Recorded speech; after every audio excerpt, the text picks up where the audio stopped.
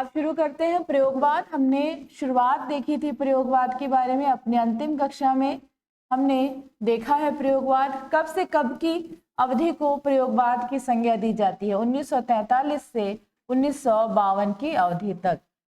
कौन है प्रयोगवाद की शुरुआत करने वाला, या हम ये कह सकते हैं कि ये प्रयोगवाद किसने आरंभ किया? तो इसके प्रणेता कौन है? तो प्रयोगवाद के प्रणेता के रूप में हम सभी जानते हैं अगेजी का नाम, है ना। उनका पूरा नाम क्या था? उनका पूरा नाम क्या था? सभी को पता होगा। पीडीएफ मिल गया है? मिल गया मैम पीडीएफ। अंजना को तो पीडीएफ मिल गया है, बाकी सभी को पीडीएफ नहीं मिला है। आप लोग आपस में बात कर लीजिए। अंजना तो बोल रही है कि उन्हें पीडीएफ मिल चुका है। सच्चिदानंद हीरानंद वात्स्यायन, है ना, सच्चिदानंद हीरानंद वात्स्यायन अगेजी, इन्होंने 1943 ईस्वी में प्रयोगवाद की शुरुआत की, या ऐसी रचनाओं का आरंभ इन्हीं से माना गया 1943 में। और मुख्यतः यह कहाँ से आया था, इसके बारे में हमने बात की थी कि 1932 में कहाँ पर हुआ था? काव्य संकलन एक न्यू सिग्नेचर नाम का आंदोलन हुआ था। वो उसी को एक तरह से बोल सकते हैं, उसी को अनुकरण करके भारत में प्रयोगवाद की शुरुआत हुई। प्रयोगवाद को प्रयोगवाद क्यों कहा गया? क्योंकि इसमें जो कवि थे वो भाषा, शैली, विचार, बोध, बिंब या जितने भी प्रतीकों का प्रयोग कर रहे थे वो सारे क्या थे? नए थे। मतलब पहली बार ऐसी चीजों का प्रयोग किया जा रहा था और उसकी सफलता या असफलता ये अभी निश्चित होना बाकी थी। पर चीजें कैसे मिल रही थी? चीजें देखने के लिए नई नई मिल रही थी। ठीक है यहाँ तक। अब प्रयोगवाद को हमने ये पढ़ा कि अगेजी क्या कह रहे हैं कि प्रयोगवाद ये प्रयोगवाद ना होके नई कविता है। तो प्रयोगवाद को बहुत सारा नाम दिया गया, इसे नई कविता भी कहा गया, इसे प्रपद्यवाद भी कहा गया, लेकिन ये अलग अलग हम लोग पढ़ेंगे। प्रयोगवाद के बाद एक पूरा खंड नई कविता का भी आता है। अगेजी का मानना था कि हम जो रचनाएं कर रहे हैं ये प्रयोगवाद नहीं है, ये नई तरह की कविता है। तो ये नाम उन्होंने दिया पर यह स्वीकृत नहीं किया गया था। इसके लिए हमेशा से प्रयोगवाद का ही प्रयोग किया जाता है। ठीक है, देखिए आप सभी अभी क्लास हो रही है, उस पर ध्यान दीजिए। पीडीएफ वाली जहां तक बात है, मैं आप लोगों को यही बोल रही हूँ कि आप लोगों का नंबर लेके ग्रुप बना के आप लोगों को पीडीएफ उसमें सेंड कर दिया जाएगा। ठीक है, ये चीजें ज्यादा सुविधाजनक रहेंगी, आप लोगों को मिलते रहेगी सामग्री। चलिए आगे देखते हैं। अगेजी ने क्या किया था? अगेजी ने विरोध किया कि ये प्रयोगवाद नहीं है, ये नई कविता है। पर उनके इस विरोध को स्वीकृत नहीं मिला और इसे क्या नाम दिया गया? इसे प्रयोगवाद ही नाम दिया गया। अब देखते हैं कि जो प्रमुख आलोचक प्रयोगवाद के बारे में क्या क्या चीजें कह रहे थे। तो डॉक्टर नगेंद्र क्या कह रहे थे? डॉक्टर नगेंद्र ने कहा कि प्रयोगवाद एक शैलीगत विद्रोह है जो प्रगतिवाद की प्रतिक्रिया स्वरूप उत्पन्न हुआ। ये क्या है? एक शैलीगत, मतलब लिखने की जो शैली है उसमें एक तरह का विद्रोह है, और ये प्रगतिवाद के उत्तर में, या कह सकते हैं प्रगतिवाद की प्रतिक्रिया के स्वरूप में उत्पन्न हुआ है। तो हम लोग लिखेंगे प्रयोगवादी अवधारणा के संबंध में आलोचकों के कथन क्या हैं। एक दो कथन लिख लेते हैं जो प्रमुख है, जिनसे प्रश्न बनते हैं। ठीक है,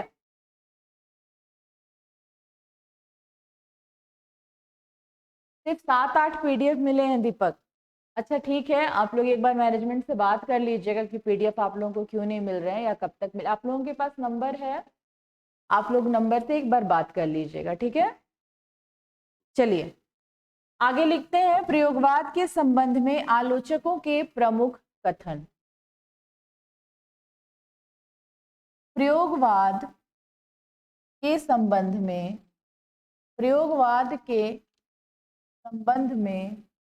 आलोचकों के प्रमुख कथन।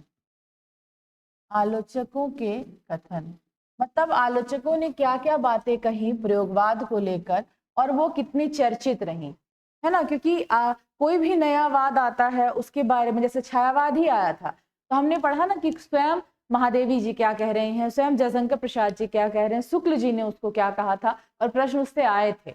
ठीक है, हमने जब झारखंड पीजीटी देखा, 2018 की बात कर रही हूँ, उसमें प्रश्न आया हुआ था, शुक्ल जी का कथन आया हुआ था कि उनके अनुसार छायावाद को उन्होंने क्या माना था।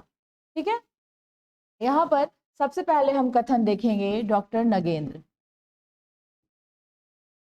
डॉक्टर नगेंद्र जी क्या कहते हैं कि प्रयोगवाद एक शैलीगत विद्रोह है। लिखने की शैली में विद्रोह हुआ था।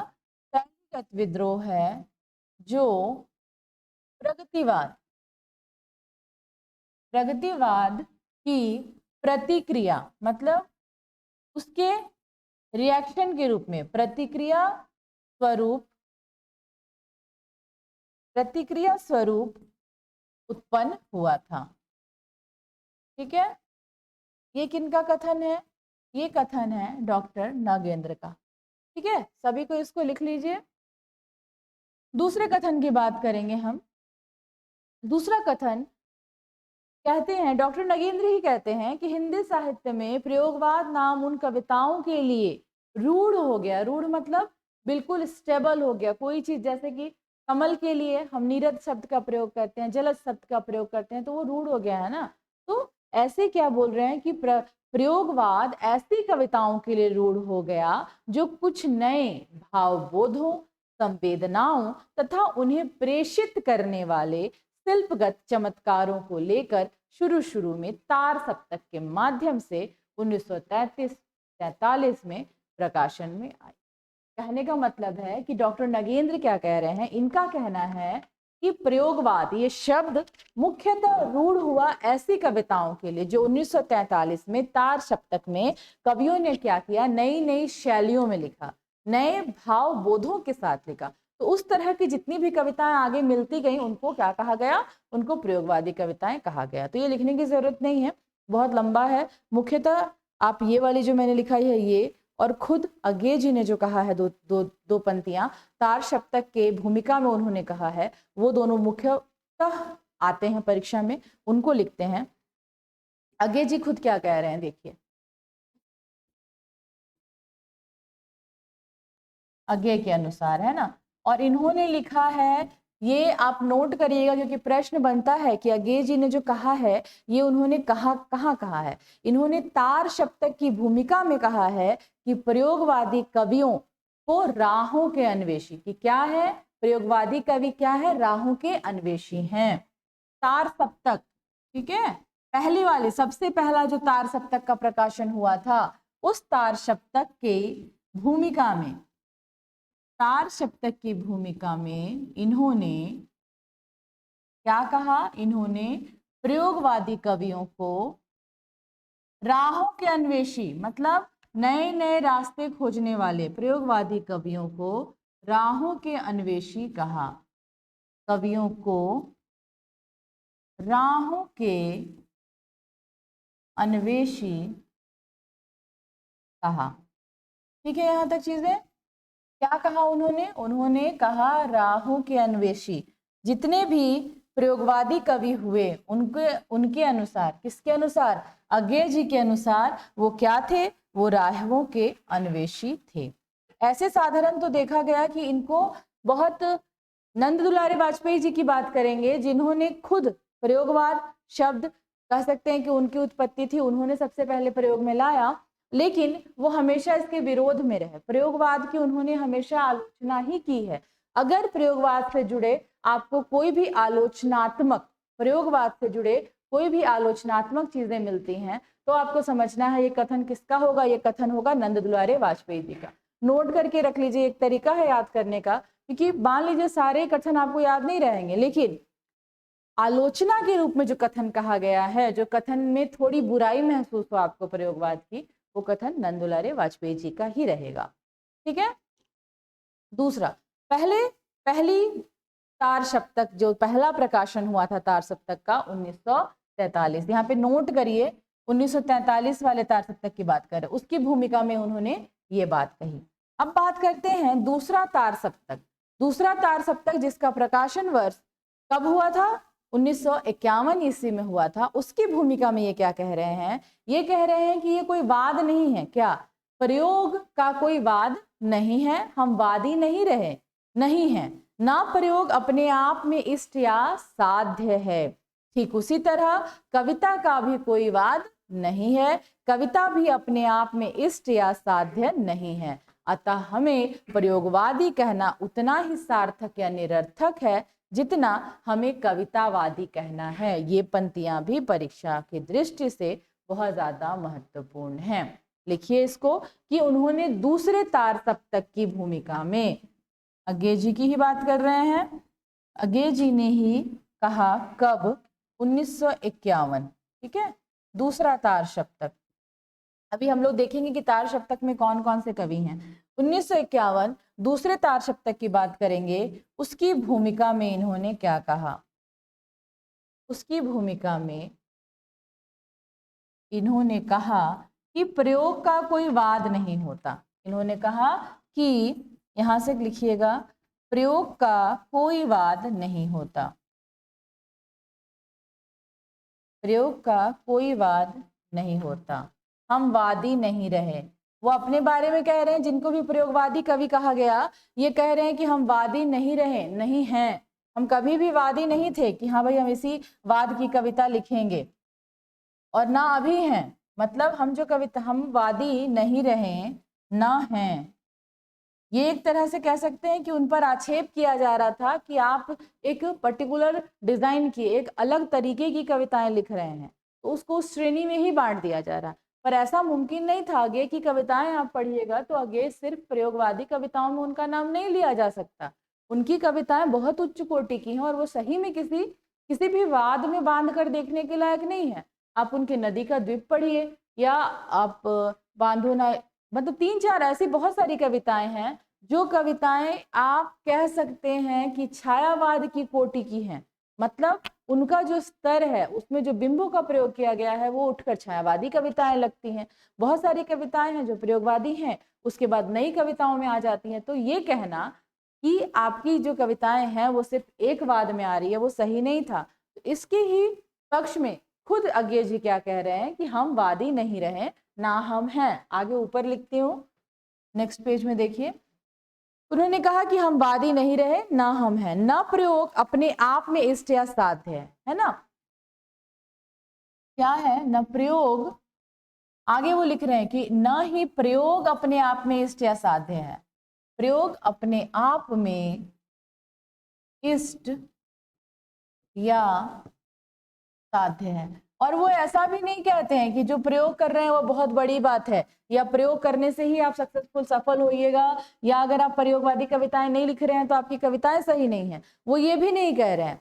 वो क्या कह रहे हैं कि प्रयोग का कोई वाद नहीं आता, हम प्रयोगवादी नहीं है, हम कोई भी वादी नहीं है ना, हम कभी रहे हैं। और वैसे ही न प्रयोग अपने आप में इष्ट है न साध्य है। ठीक इसी तरह कविता का भी कोई वाद नहीं होता, कविता भी अपने आप में इष्ट या साध्य नहीं है। क्या कह रहे हैं आगे, इसी तरह कविता का भी, इसी तरह कविता का भी कोई वाद नहीं होता, कोई वाद नहीं होता, न ही कविता अपने आप में इष्ट या साध्य है, न ही कविता अपने आप में इष्ट या साध्य है। ठीक है यहां तक।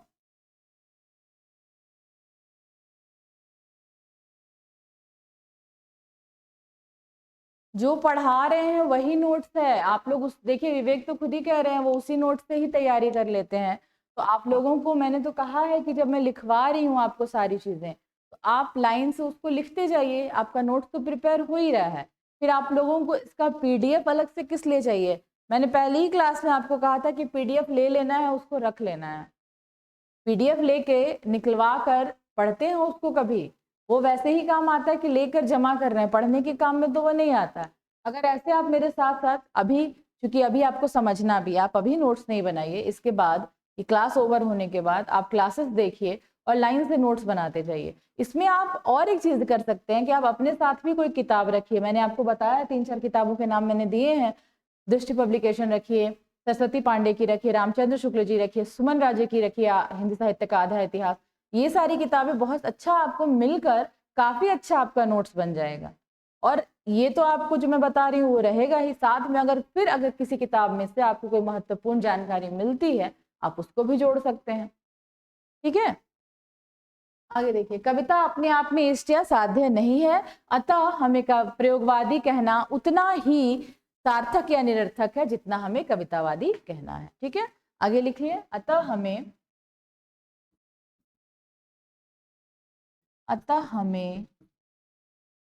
प्रयोगवादी कहना उतना ही सार्थक या निरर्थक है जितना हमें कवितावादी कहना है, कवितावादी कहना है। ठीक है, यहाँ तक। ये कथन किसका था? ये कथन अज्ञे जी का है। ठीक है, ये कथन किसका है? ये कथन अज्ञे जी का है।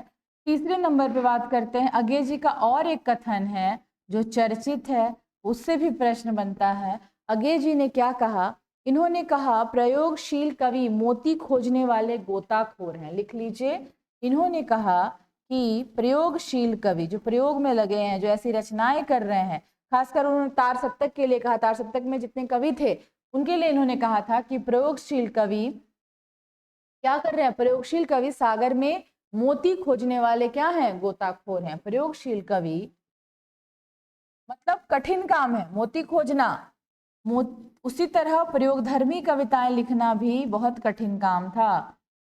उनको आलोचना तो की जा रही थी पर ये इतना सहज नहीं था। प्रयोगशील कवि मोती खोजने वाला गोताखोर हैं, खोजने वाले गोताखोर हैं। ठीक है, ये इसमें से मुख्यतः हमने जो पढ़ा, अज्ञे जी की ही 3 हैं मुख्यतः उनकी बातें जो जरूरी हैं, प्रश्न उससे बनते हैं। नगेंद्र जी ने एक चीज कहा है और एक बात कहा गया था, खुद अज्ञे जी ही कह रहे थे। अज्ञे जी ने इसके बारे में क्या कहा था कि ये जो तार सप्तक के कवि हैं ये एक ही स्कूल से नहीं आए हैं।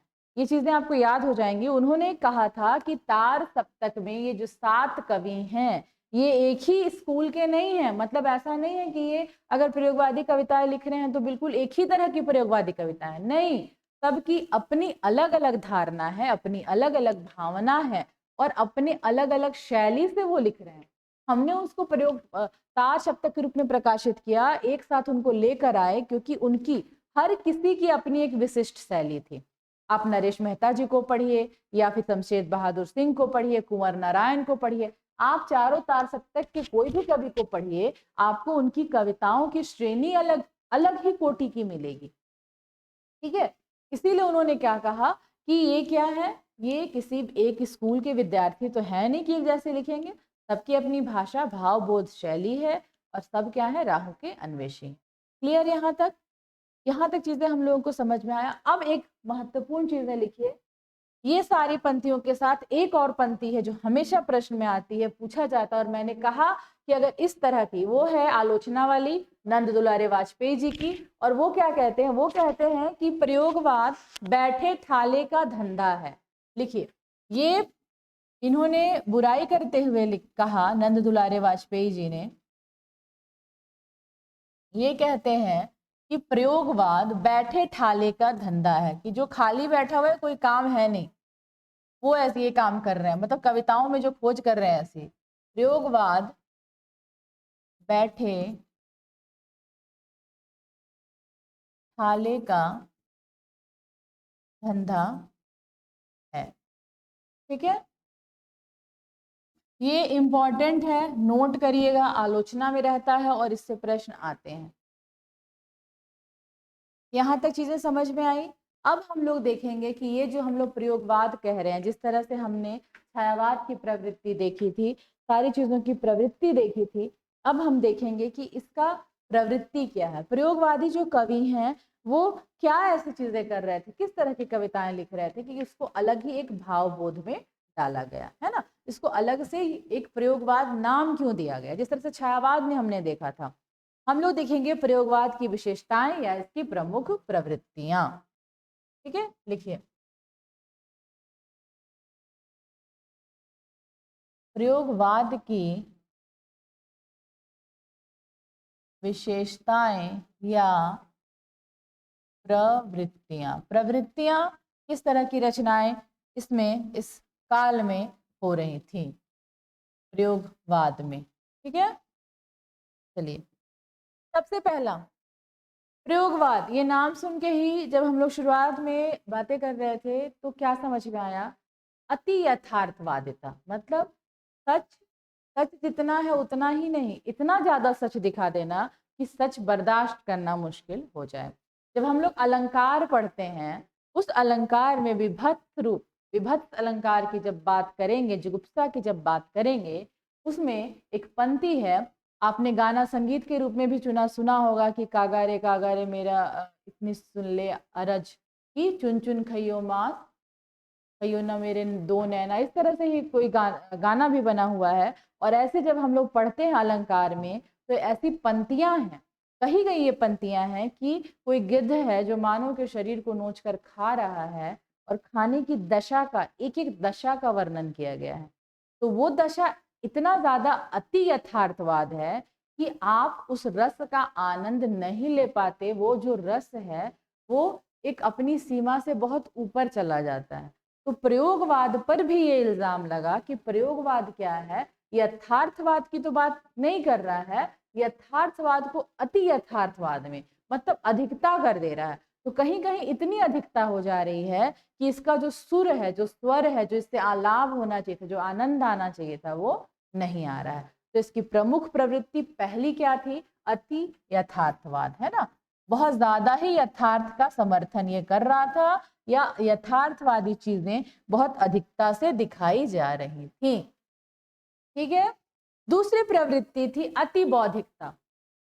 शायद अगे जी के लिए भी ये चीजें जाहिर हो सकती हैं, वो भी इस चीज से ग्रसित कहे जा सकते हैं। और उनके साथ जितने तार सप्तक के कवि थे, उन लोगों को अपने ऊपर इतना ज्यादा भरोसा था, अपनी बौद्धिकता पर इतना ज्यादा भरोसा था कि उनको लगता था कि वो जो चीजें लिख रहे हैं या जो कविताएं कर रहे हैं, उस उच्च कोटि की बौद्धिकता को आम जनता आराम से समझ ले, और उन्हें समझना भी चाहिए। तो ये उम्मीद करना कि वो समझें, समझना भी चाहिए, ये बहुत ज्यादा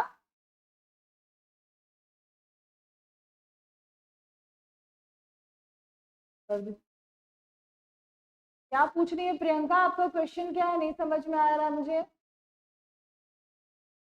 प्रवृत्ति, प्रवृत्ति देखिए, प्रवृत्ति इस तरह से नहीं आता है। आपको क्या दिया रहेगा ना, छायावाद मिलान करने दे सकता है किस काल की कौन सी प्रवृत्ति है और उसको मिलान करे। या आपसे प्रश्न किया जाता है निम्न में से कौन सी प्रयोगवाद की प्रवृत्ति नहीं है। आपको चार ऑप्शन दे दिए रहेंगे जिसमें से प्रवृत्ति चार, तीन रहेंगे कि हाँ आपकी प्रवृत्तियां रहेंगी, और चौथा जो रहेगा प्रवृत्ति नहीं रहेगा। जब तक आप नहीं जानिएगा प्रवृत्ति क्या है, आप कैसे बनाइएगा।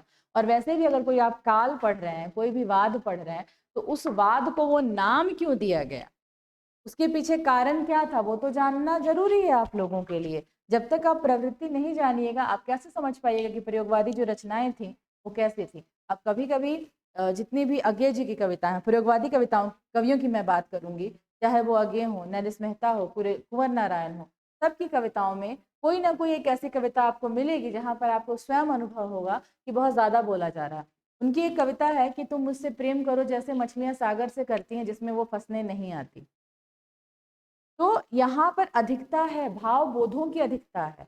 तो ये यथार्थवाद की एक उच्चतम कोटि को जाता है ना।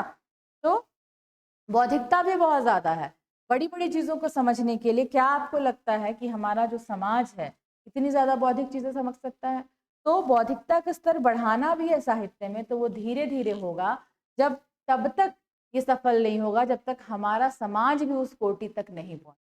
आप अज्ञे जी की रचना की बात करिए, शेखर एक जीवनी की बात करिए, साहित्य में उसे बहुत सम्मान की दृष्टि से देखा जाता है। लेकिन आप किसी भी ऐसे इंसान को जो साहित्य का विद्यार्थी नहीं हो, आप उसे शेखर एक जीवनी पढ़ने के लिए दीजिए, और फिर उसके बाद आप उससे पूछिए कि ये रचना पढ़कर उसको कितना समझ में आया, और फिर वो उसके बारे में क्या राय रखता है।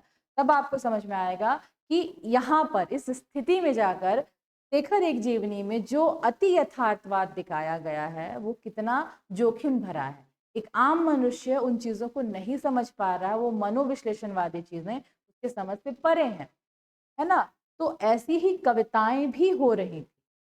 आगे देखते हैं, अति बौद्धिकता की बात करेंगे।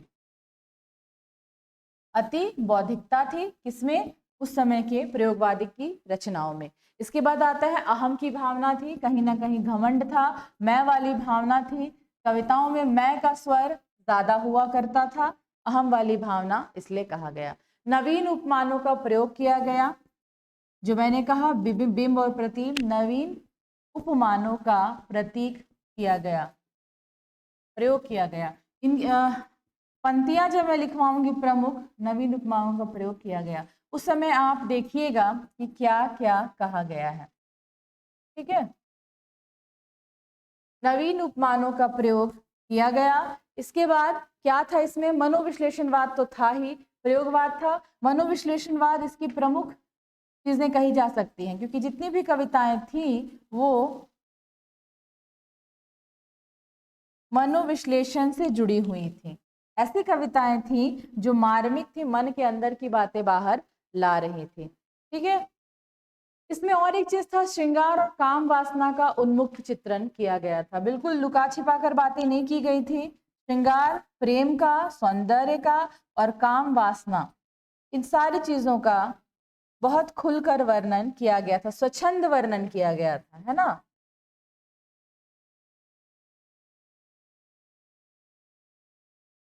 स्वच्छंद वर्णन किया गया था। ठीक है, यहाँ तक आगे हम लोग देखते हैं ये क्या क्या था। इसकी प्रवृत्तियां, अति यथार्थवाद, अति बौद्धिकता, अहम की भावना, नवीन उपमानों का प्रयोग किया गया है, मनोविश्लेषणवाद है बिल्कुल, और इसमें श्रृंगार और काम वासना का प्रयोग बिल्कुल खुलकर आराम से किया गया है। ठीक है, आद्या कल्पना का लोप हो गया था पूरी तरह। हाँ बिल्कुल, कल्पना का लोप क्यों हो गया था, क्योंकि यहाँ ना कल्पना करने के लिए कुछ बचा ही नहीं। वो लोग क्या कर रहे थे, सारी चीजें, अगर एक फूल बीज आप जमीन में गाड़ रहे हैं, किस तरह से वो बड़ा होकर एक बड़ा पौधा बन रहा है, वो एक एक चीज को इन्होंने श्रेणी एकदम पंक्ति दर पंक्ति बताया था। तो ये चीजें फूल के बारे में नहीं थी, ये चीजें भावनाओं के बारे में थी। जो क्रियाएं हो रही थी, प्रेम की क्रियाएं हो या कोई भी चीज आपकी मनस्थिति की क्रियाएं हो, उसको बिल्कुल बिना छुपाए एकदम आराम से सबके सामने लाया जा रहा था काव्य में। ठीक है, और इसमें एक चीज थी, क्षणवाद की आस्था थी। इसमें बहुत ये माना गया था कि जो आपका जीवन है, जीवन ऐसा नहीं है कि आप सदियों तक जीने के लिए आए हैं। यहाँ कहा गया था जीवन अगर क्षणिक है तो क्षणिक में आपको जीवन का आनंद लेना है। तो इसमें क्या था, इसमें क्षणवाद की भावना बहुत ज्यादा थी। लिखिए, क्या भावना थी, क्षणवाद की भावना, क्षणवाद की भावना थी इसमें। दूसरा मैंने अभी कहा था, और क्या करते थे, हाँ कल्पना का लोप हो गया था, आद्या ने सही कहा, कल्पना का लोप था। कल्पना करने के लिए इनके पास इतने नवीन विषय थे कि इनको कल्पना करने की आवश्यकता ही नहीं थी। और एक चीज किया था, इन्होंने लोकहित की उपेक्षा की थी। इनको कोई मतलब नहीं था कि इनका जो काव्य है उससे जनता के, जो पढ़ने वाला पाठक है, उसके मन पर क्या प्रतिक्रिया पड़ेगी। कोई मतलब नहीं था कि जब आप चीजें इतनी स्वच्छंदता से लिख रहे हैं तो पाठक कोई भी हो सकता है, पाठक वर्ग सीमित नहीं था, नए पाठक भी बन सकते हैं, तो उनके मन पर ऐसी चीजों का क्या प्रभाव पड़ेगा, उन्होंने इसके बारे में कुछ भी नहीं सोचा था। और ये जो है लोकहित की उपेक्षा किसी भी साहित्य के लिए सबसे बुरी बात होती है। और प्रयोगवाद जो इतनी कम समय के लिए चला, 1943 से 1952 तक ही चला, इसका सबसे बड़ा कारण ये था, इसके पतन का कारण था कि इन्होंने क्या किया था, लोकहित की उपेक्षा की थी।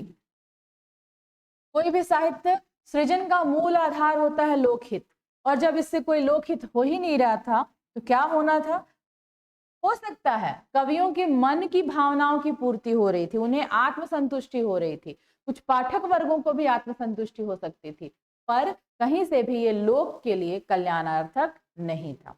ठीक है, इसमें और चीज था, ईश्वर के प्रति अनास्था थी, ईश्वर के प्रति बिल्कुल भी यकीन नहीं था इन लोगों को। ठीक है, ईश्वर के प्रति अनास्था थी, और क्या करते थे ये, ईश्वर के प्रति अनास्था थी, और इन्होंने नई बिंबों का, शैलियों का प्रयोग किया, बिंब, शैली भावबोध, भावबोध का नवीन सृजन किया, है ना, नवीन सृजन। क्योंकि एक तो दो चीजें थी, पहले अगर ये लोग कवियों के मन में ये चीजें, निराशा की अभिव्यक्ति, बिल्कुल सही आद्या, निराशा की अभिव्यक्ति थी, तभी तो कहा गया ना कि ये लोकहित के लिए नहीं था। निराशा की अभिव्यक्ति एक हद तक इतनी ज्यादा हो गई थी कि इनकी कविताएं पढ़ने के बाद जो प्रताड़ित इंसान हो, जो जीवन से बहुत ज्यादा थका हारा हुआ इंसान हो, वो तुरंत आत्मत्याग कर देगा। क्यों? क्योंकि इन कविताओं से प्रभावित होकर बहुत ज्यादा निराशा भरी कविताएं लिखी गई थी। यही कहा गया, जो भावबोध की नवीन सृजन की जो हम बात कर रहे हैं, इसमें ही वो सारी चीजें आएंगे जिसकी हम बात कर रहे हैं कि निराशा की भावना, ये भावना अगर पहले किसी कवि के मन में, पहले के रचनाकारों के मन में आई भी थी, तो वो खुलकर स्वच्छंद रूप से उसका वर्णन नहीं करते थे। लेकिन प्रयोगवाद में क्या किया गया कि खुलकर उसका समर्थन किया गया, कुंठा की भावना दिखाई गई, हीन भावना दिखाई गई। यहाँ पर लिखिए कौन कौन सी भावना है, कुंठा की भावना, हीन भावना, किसी भी चीज से आप हीन हैं, या फिर अवसाद की भावना, और निराशा। इन सारी चीजों का खुल के समर्थन किया गया कि आप निराश हैं तो आप कह सकते हैं, और सिर्फ कहने वाली बात नहीं थी, आप निराश हैं तो ये सारी चीजें, मतलब निराशा के स्तर पर जाकर बहुत सारी चीजें हैं जो इंसान करना चाहता है पर अपने आप को रोक कर रखता और नहीं करता है, पर इन कविताओं में उन चीजों की झलक दिखाई गई कि ये किया जा सकता है। इसीलिए कहीं ना कहीं इनके पतन के लिए ये सारी चीजें जिम्मेदार थी। ठीक है, सबसे अंत में और एक चीज थी, भाषा की स्वच्छंदता। भाषा पर किसी तरह की रोक टोक नहीं थी। भाषा की क्या थी? भाषा की स्वच्छंदता, कोई भी रोक टोक इनकी भाषा में या शैली में नहीं की गई थी। ठीक है, यहां तक समझ में आया? ये चीजें थी प्रयोगवाद की प्रमुख प्रवृत्तियां। क्या क्या चीजें हैं, अब हम लोग देखेंगे प्रयोगवाद में जो रचनाकार रहे हैं उनका सही क्रम। जैसे किसी का भी प्रश्न था कि नागार्जुन जी बड़े हैं, केदारनाथ बड़े हैं, मैंने वो